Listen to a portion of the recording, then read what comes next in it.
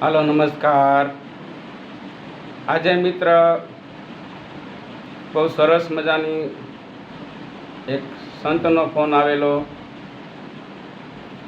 કે બાપુ મને કોઈ ધમકી અવારનવાર આપે તો મારે શું કરવું। જીતેન્દ્રગીરી હું તમારા વિડીયા જોઉં છું। એલ ન્યૂઝ જીતેન્દ્રગીરીમાં તમારા સાધુ સંતોના વિડીયા હોય છે, લોક સહાયક ન્યૂઝમાં તમારા સમાચાર હોય છે। તો જીતેન્દ્રગીરી મારે શું કરવું? તો બહુ બાપુ સાથે મેં વાત કરી, એટલે મેં એમને કીધું કે હું વિડીયો વાયરલ કરીશ, મતલબ કે વિડીયો હું બનાવીશ કે સંતોને નહીં, કોઈ પણ વ્યક્તિને કોઈ ધમકી આપે તો શું કરવાનું હોય। તો મિત્ર, મારી channel L news Jitendragiri channel subscribe ન કરે તો સબસ્ક્રાઈબ કરજો અને સમાચાર જોતા રહો, ધાર્મિક સમાચાર, અને કંઈ પણ સંતોના પ્રશ્ન હોય તો એલ ન્યૂઝ જીતેન્દ્રગીરીમાં આવશે। તો બાપુ, પહેલાં તો તમને અહીંથી મારા ઓમ નમો નારાયણ। 75 વર્ષની ઉંમરના બાપુ છે। બાપુએ મને ના પાડી કે બાપુ મારું જાહેર ન કરતા। બાપુને બીક લાગી ગઈ કે સારું કદાચ જાહેર કરી તો વધારે ધમકી દેશે, મારું એડ્રેસ જાહેર ન કરતા। તો પહેલાં તો તમને એક કહું છું બાપુ કે તમને ફોનમાં ધમકી આપી હોય તો ફોન રેકોર્ડિંગ કરી લેવાનો। હંમેશા યાદ રાખવાનું, ફોન રેકોર્ડિંગ કરતા રહો। ફોન રેકોર્ડિંગ તમે કરશો તમને કામ આવશે। બીજું બાપુ, તમને જાહેરમાં ધમકી દીધી હોય તો તમારી પાસે ઓછા નામે 2 સાક્ષી હોવા જોઈએ, એ પાછા ફરવા ના જોઈએ। અને બાપુ, તમારી ત્યાં કોઈ નથી અને તમે એકલા છે ને આશ્રમ આવીને ધમકી દીધી તો તમારે સીસી કેમેરો પ્રૂફ માટે હોવો જોઈએ, એટલે સીસી કેમેરો હોય તો એમાં એ આવવું જોઈએ। ઘણીવાર આવું બનતું હોય છે। તો તમે પહેલાં બાપુ એક કામ કરો, આ 3માંથી કોઈ પણ વસ્તુ તમારી પાસે પાકો પુરાવો હોય તો એમની માથે તમે 506 ધમકી નહીં કરી શકો, પોલીસ સ્ટેશનની અંદર ફરિયાદ કરી શકો કે મને ફલાણા વ્યક્તિએ આશ્રમમાં આવી અને ધમકી આપી અને એવું કીધું કે હું તને જાનથી મારી નાખીશ। એટલે જે કીધું એ સાચું કહેવાનું।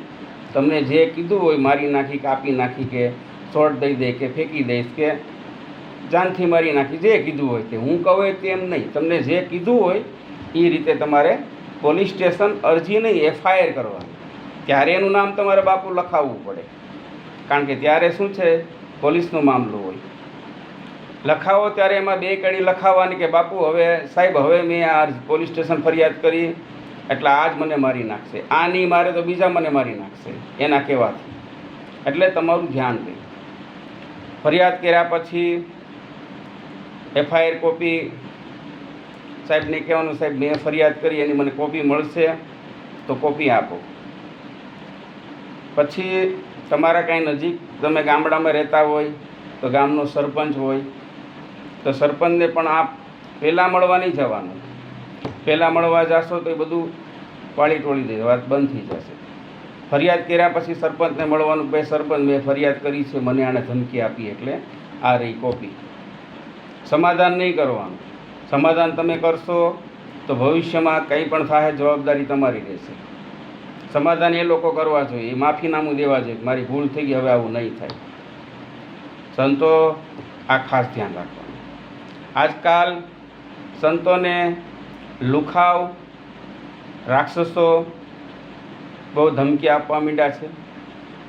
પહેલાં સંતો યજ્ઞ કરતા તો એમાં હાડકા, માંસ, મદિરા એમાં હોમતા, એ રાક્ષસો હતા। સંતો યજ્ઞ કરતા તો હોમતા। હવે મિત્ર, સંતો ભજન કરે છે તો આવા રાક્ષસો સંતોને હેરાન કરે છે। તો મારે આવા બધાને કહેવું છે કે ભાઈ તમે એટલા બધા મરદના દીકરા હોય તો એક કામ કરો, કોઈ મરદ માણસ સાથે ટક્કર લ્યો તમે। આવા સાધુ સંતોને હેરાન કરે શું ફાયદો? હા, કદાચ કોઈ સંતની ભૂલ હોય તમે એને સમજાવો. અને સંતોને કહું છું, સંતોને કહેવાની મારી કોઈ તાકાત નથી, પણ અમુક તત્વ સંત એવાય છે કે એમની અમુક ભૂલો છે, જે પરિપૂર્ણ નથી, જેના ગુરુના ઠેકાણા નથી, જે આવી ગયા છે ભગવા પહેરીને, તમે તમારી મર્યાદા માર્યો. ઘણીવાર અમુક લોકો કહેતા હોય કે ભાઈ આ તમારા આશ્રમમાં થાય તો એ ખોટું થાય, એ ન થવું જોઈએ એવું કહેતા હોય. કારણ કે એમાં શું છે, બે પ્રકારના આવે સંત. એક પ્યોર સંત આવે છે, એક ભગવા પહેરીને ડુપ્લિકેટ સંત આવે છે. એટલે આવું બનતું હોય એટલે વિચારવાનું, સમજવાનું, પછી ફરિયાદ કરવાની. ઘણીવાર આપણે ફોલ્ટમાં હોય. મેં તો ઘણા બધા લોકો જોયા, બહુ સંતોમાં ફર્યો છું હું. એટલે ખાસ ધ્યાન રાખવાનું, તમે સહી હોવા જોઈએ. જો તમે સહી હશે તો તમને ન્યાય મળશે. આપણું કાનૂન, આપણું સંવિધાન બહુ સ્ટ્રિક્ટ છે. આપણું પોલીસ ખાતું તાત્કાલિક પગલાં લેશે. અને બાકી તમે ચિંતા ન કરતા, ગમે તેમાં ગમે તે હોય, કાનૂનનું કામ કરે, એમાં કોઈનું કંઈ હાલતું નથી. તો બાપુ, આ રીતનું તમને મેં કીધું એ રીતે તમે ફરિયાદ કરી દો.